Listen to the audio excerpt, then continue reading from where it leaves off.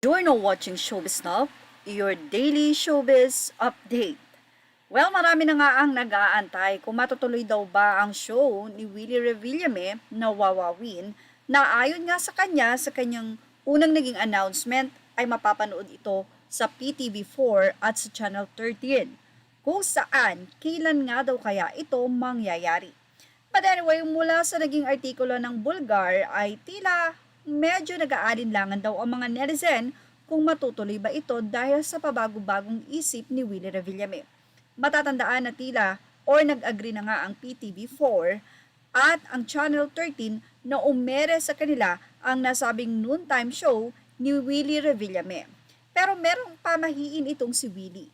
Ayon sa kanya, ghost month daw ang September. Kaya marami nga ang naghintay sa gagawing announcement ni Willie Revillame kung kailan nga daw ba magsisimulang umere ang kanyang programa sa PTV4. Nabanggit noon ni Willie na iniiwasan daw nitong magsimula ng anumang proyekto sa panahon ng ghost month dahil malas daw ito. Ayon daw ito sa Feng Shui experts, naniniwala ang host sa Feng Shui.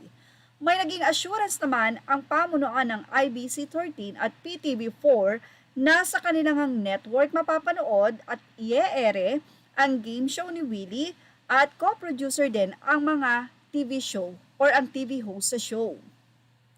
May ilang malalapit naman kay Willie Revillame ang nagsasabing baka daw bago magpasko ang target date ni Revillame upang magsimula ng kanyang game show. Ang ilang netizen naman din ay nagpupustahan or nag-iisip kung matutuloy pa ba ang show na ito ni Willie Revillame na bago naman daw or baka magbago na naman nga daw ang isip.